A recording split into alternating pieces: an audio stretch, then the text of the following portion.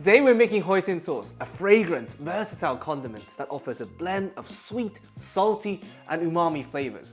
And we start with the umami, the fermented black bean paste. Hoisin literally translates seafood, and just like fish fragrant in Sichuan cooking has no fish, hoisin sauce in Cantonese cooking has no hoisin. It refers to the umami, which the black bean paste has plenty, thanks to the fermentation process breaking down the soy protein into glutamic acid, nature's G, in MSG. And since they are preserved in salt, this also brings a ton of salinity to the dish.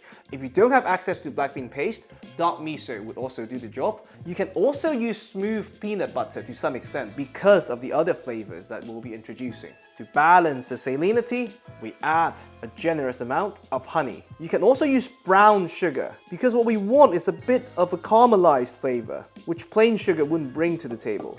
To that, some light soy sauce, once again for the umami and the salinity. Optional touch of dark soy sauce, mainly for the body and color. And we very gently bring in some heat. You can do the whole thing cold if you have everything freshly homemade or fresh from the supermarket. Today we're simply doing this to evaporate a bit of the excess moisture and to help everything mix together.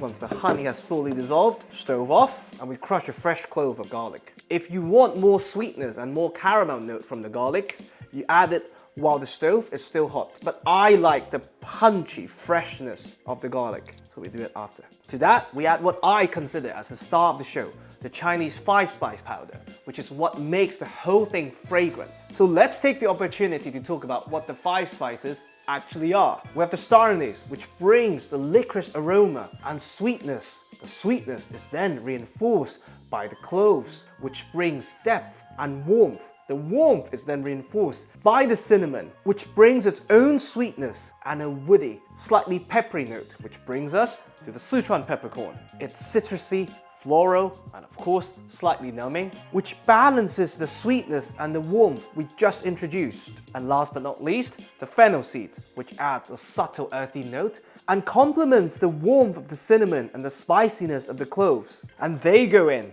powder form, of course.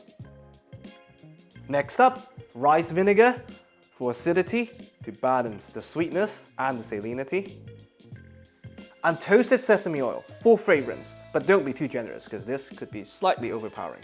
Optional spicy element, you can use any form of chili paste. Today, we have some homemade Sriracha. Give everything a good mix.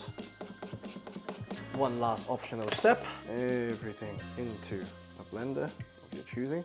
We blitz. Homemade hoisin sauce is ready.